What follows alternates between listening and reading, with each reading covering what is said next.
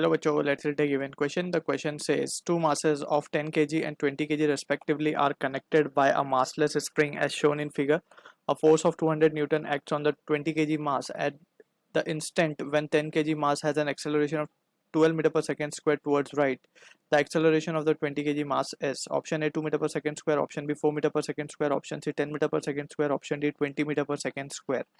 So इस question का जो key concept we need to understand is the concept spring force plus second law of Newton. तो यहाँ पे according to this two condition we will answer the question given. तो सबसे पहले तो स्प्रिंग के बारे में थोड़ी सी बेसिक अंडरस्टैंडिंग हम ले लेते हैं. लेट्स सपोज अगर हमारे पास स्प्रिंग है ये, ठीक है, and this is connected to two blocks. ये हमारा सेम सिचुएशन को लेट्स से डिपिक्ट कर रहा है. दो ब्लॉक्स हैं.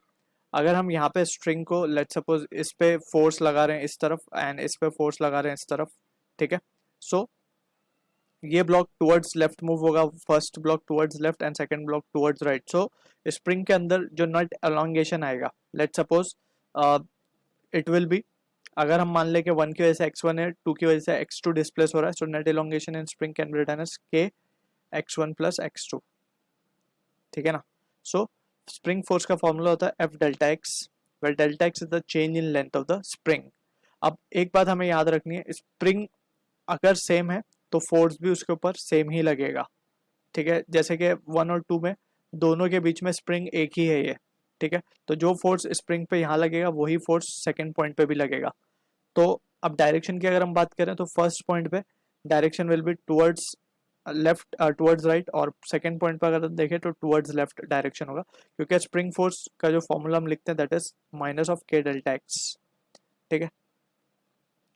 नेगेटिव साइन यहाँ पे जस्ट ये शो कर रहा है कि डिस्प्लेसमेंट जो है हमारा, एलोंगेशन जो है या फिर नेट डिस्प्लेसमेंट, उसके अपोजिट होता है force. So this is how we can apply the formula for concept of spring force over here. So यहाँ पे जो सिचुएशन गिवन है, लेट्स एनालाइज दैट. हमारे पास दो मासेस हैं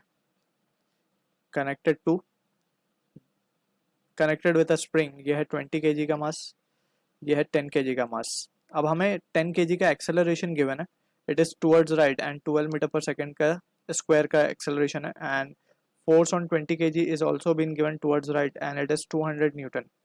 सो अगर हम केयरफुली फर्स्ट ऑफ ऑल ये देखते हैं कि स्प्रिंग में होगा क्या, तो यहाँ पे अगर 10 kg का एक्सेलरेशन हमारे पास है तो हम फोर्स निकाल सकते हैं यहाँ पे. So force we can calculate. Let suppose हम मान लेते हैं कि फोर्स ऑफ 10 kg पे जो फोर्स लग रहा है that is F is equals to m into a by Newton second law. So force m mass 10 given है, acceleration 12, so 120 न्यूटन का फोर्स लग रहा है, यानी कि 10 kg ब्लॉक जो है 120 न्यूटन का फोर्स लगा रहा है ऑन दिस स्प्रिंग. सो यहाँ पे हम लिख देते हैं 120 न्यूटन.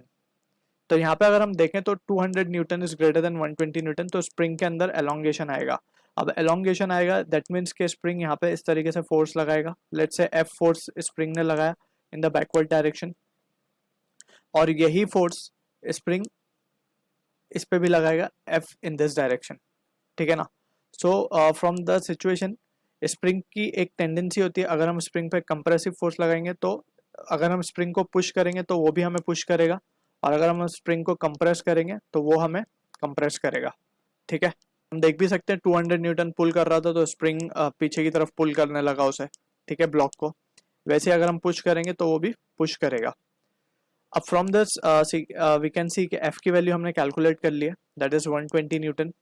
एंड यहाँ पे जो फोर्स 120 न्यूटन है that is also the spring, वही स्प्रिंग फोर्स है एक्चुअली, बिकॉज यहाँ पे हमें बोला गया है कि at the instant when 20 kg पे 200 न्यूटन फोर्स लग रहा था, सो उस इंस्टेंट पे 10 kg के पास जो एक्सेलरेशन था वो 12 मीटर पर सेकेंड स्क्वायर था, यानी कि 20 kg वाला what can be considered as to be at rest, जबकि 10 kg वाला मूव कर रहा था. तो the compression will be produce by this 10 kg वाला ब्लॉक. सो इसीलिए जो स्प्रिंग फोर्स आएगा वो 120 न्यूटन ही आएगा. So now we can analyse the 20 kg का ब्लॉक. सो 20 kg पे 200 Newton is acting in the rightward direction, and at this instant we can say कि जो फोर्स लग रहा है इस पर towards left is 120 Newton, and let's say so acceleration will be towards right. so अब इसी acceleration को find करना. so again by Newton's second law F naught equals to ma, we can write 200 minus 120 will be equals to 20 into a. सो ए की value आ जाएगी 80/20, that is 4 metre पर second square. So this is the answer for the question जो कि match होगा option B के साथ. So I hope you understood the solution. All the best.